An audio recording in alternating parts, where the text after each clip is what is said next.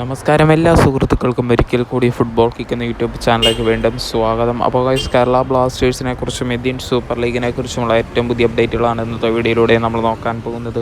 വീഡിയോയിലേക്ക് കിടക്കും മുമ്പ് നിങ്ങൾ ഇതുവരെയായിട്ടും ചാനൽ സബ്സ്ക്രൈബ് ചെയ്യാതെയാണ് ഈ വീഡിയോ കണ്ടുകൊണ്ടിരിക്കുന്നത്. നിങ്ങളുടെ ഗൈസ് സബ്സ്ക്രൈബ് ചെയ്ത് വീഡിയോ കാണാൻ ശ്രമിക്കുക. അപ്പോൾ ഗൈസ്, നമുക്ക് ആദ്യത്തെ അപ്ഡേറ്റിലേക്ക് തന്നെ കടക്കാം.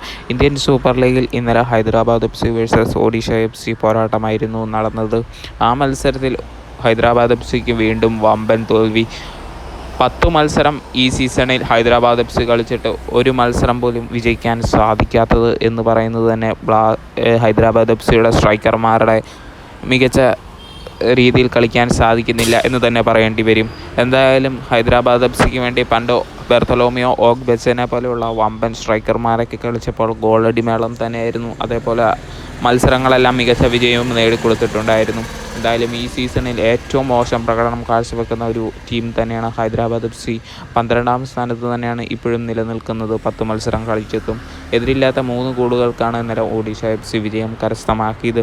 ഒഡീഷ FCക്ക് വേണ്ടി വിജയ ഗോൾ നേടിക്കൊടുത്തത് അവരുടെ താരങ്ങളായ റോയ് കൃഷ്ണ തന്നെയാണ്. 35ാം മിനിറ്റിൽ റോയ് കൃഷ്ണയുടെ വക ഒരു ഗോൾ കണ്ടിട്ടുണ്ടായിരുന്നു. അതേപോലെ തന്നെ 40ാം മിനിറ്റിൽ മൊത്തോഡോഫാലിൻ്റെ വകയും ഒരു ഗോൾ. അതിനുശേഷം അവസാന മിനിറ്റിൽ, അതായത് ഇഞ്ചുറി ടൈമിൽ 95ാം മിനിറ്റിലായിരുന്നു റോയ് കൃഷ്ണയുടെ മറ്റൊരു ഗോൾ കൂടെ നമുക്ക് കാണാൻ സാധിച്ചത്. അങ്ങനെ എതിരില്ലാത്ത 3 ഗോളുകൾക്ക് ഒഡീഷ FC വിജയം കരസ്ഥമാക്കി പോയിൻ്റ് ടേബിളിൽ 4ാം സ്ഥാനത്ത് 17 പോയിൻറ്റുമായിട്ട് നിലനിൽക്കുകയാണ്. എന്തായാലും അടുത്ത അപ്ഡേറ്റിലേക്ക് തന്നെ കിടക്കാം. അടുത്ത അപ്ഡേറ്റ് കേരള ബ്ലാസ്റ്റേഴ്സിൻ്റെ പുതിയ സൈനിങ്ങിനെ പറ്റിയുള്ള അപ്ഡേറ്റ് തന്നെയാണ്. കേരള ബ്ലാസ്റ്റേഴ്സ് പുതിയ സൈനിങ് കഴിഞ്ഞ ദിവസങ്ങളിൽ നടത്തുമെന്ന് നമ്മൾ അറിഞ്ഞിട്ടുണ്ടായിരുന്നു, ലൂണയുടെ പകരക്കാരന് വേണ്ടി. എന്തായാലും അത് ഏതാനും ദിവസങ്ങൾക്കകം തന്നെ ബ്ലാസ്റ്റേഴ്സ് നടത്തുമെന്ന് തന്നെയാണ് നമുക്കറിയാൻ സാധിച്ചിരിക്കുന്നത്. നിക്കോളാസ് ലോട്ടേറി എന്ന് പറയുന്ന താരം തന്നെയാണ് ബ്ലാസ്റ്റേഴ്സിലേക്ക് എത്താൻ പോകുന്നത്. എന്തായാലും നിക്കോളാസ് ലോട്ടേറിയനെ പോലെയുള്ള ഒരു വമ്പൻ താരത്തിനെ ബ്ലാസ്റ്റേഴ്സ് സമീപിച്ചിട്ടുണ്ടെന്ന് നമ്മൾ കേട്ടിട്ടുണ്ടായിരുന്നു. എന്തായാലും ബ്ലാസ്റ്റേഴ്സിൽ താരം വൈകാതെ തന്നെ സൈൻ ചെയ്യുമെന്ന് നമുക്ക് ഏകദേശം കൺഫേം ആയിട്ടുണ്ട്.